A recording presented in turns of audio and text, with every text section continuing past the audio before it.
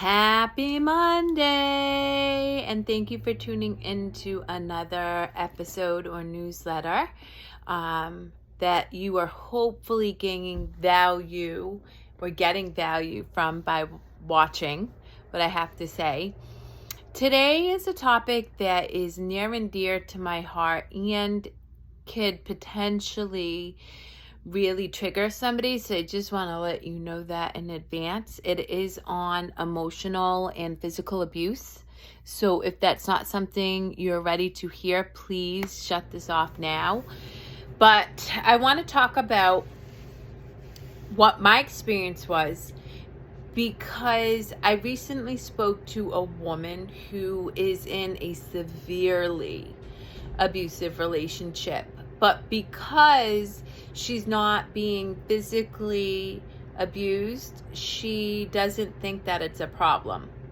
Now, I've run into this many, many times over the course of my years helping people, but I also have a really strong understanding of why she believes this, because I too went through an abusive relationship and spent 5 years truly believing that I was worthless, that I was, I deserved to be treated lousy.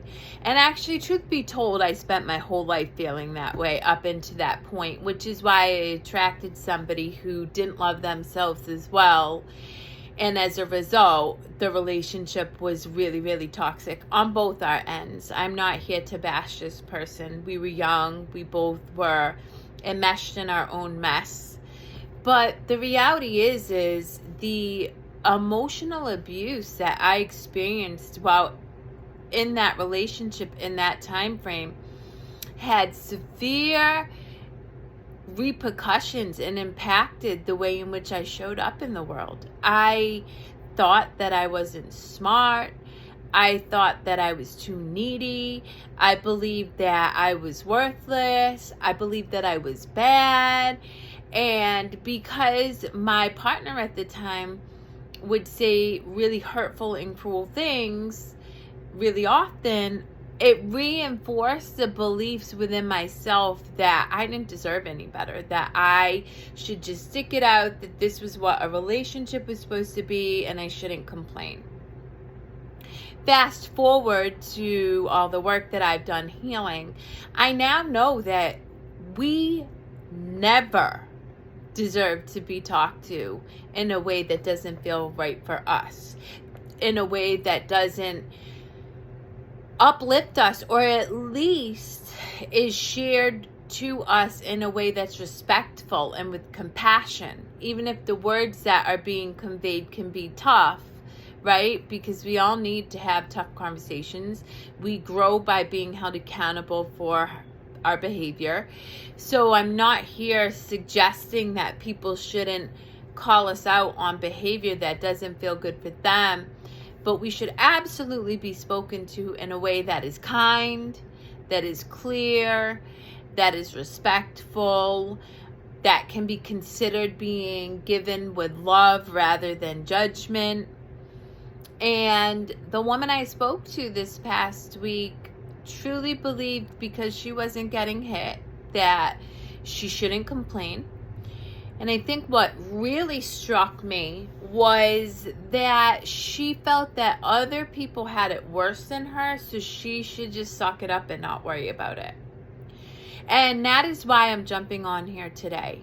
You never, ever have to suck it up. I do understand that change is scary. I really understand that for most people, the unknown can bring up so much anxiety and panic and fear, and that keeps us stuck where we are.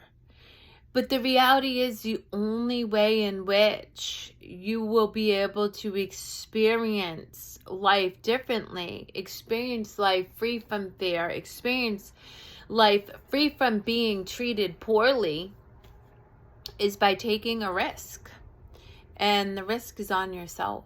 The risk is showing up and saying that Despite the fact that I don't have all the answers and I don't know how this is going to end, I deserve to be treated kindly. I deserve to be in a relationship where my significant other nurtures me and supports me and has my back, and isn't somebody who tears me down at any chance they get because they themselves feel unworthy. And I think it's very important to highlight, particularly as somebody who has a pretty good grasp of why people show up the way they do. Somebody who is verbally or even physically abusive, they're operating out of their own struggle, inner turmoil, inner angst, and fear. And so I never judge anybody. I truly don't. I have forgiven the people who in the past have wounded me, either physically, sexually, or verbally, because I know that they were just showing up the way in which they were taught or the way in which they thought would keep them safe.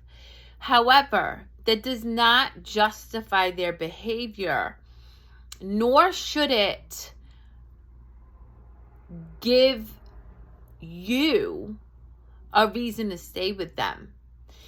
At the end of the day, the only person you can help, the only person you can change, the only person that you can show up for and help heal is yourself.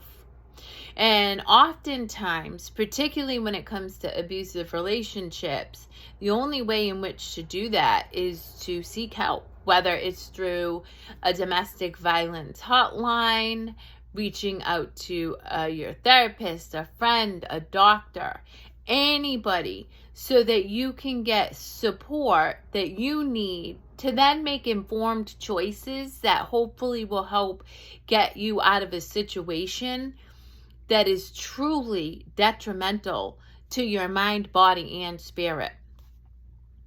The reality is many people who struggle with addiction are seeking numbing because they are so unhappy and beaten down by life and the circumstances in which they are in. And it oftentimes feels hopeless. And I remember that feeling very clearly, feeling like I did not have another option. And yet when I reached out for help, there were many people who were willing to take me by the hand and lead me to a place where I felt safer and where I could really start that healing process. And so for today, I really want to leave you with this. You are worthy. You are worthy of your own love. You are worthy of showing up and fighting for yourself. You are worthy of doing whatever it is your heart calls you to do. And you're worthy of being with somebody who can see all of that beauty and all the gifts that you have to offer this world. So I encourage you to reach out for help if you're in a situation that does not feel good. Really start to acquire and accumulate information so that you can make informed choices that can help set you up so you feel safe. And remember, you don't deserve it. There is nothing you could ever do in your whole life that is worthy of being called cruel names, being physically hit. You deserve to be treated like the queen or the king you are. We all are. And I hope that this message lands with you and helps you recognize your intrinsic worth, because we all are here for a purpose, and that purpose is to show up in love for ourselves. And I hope you do that this week.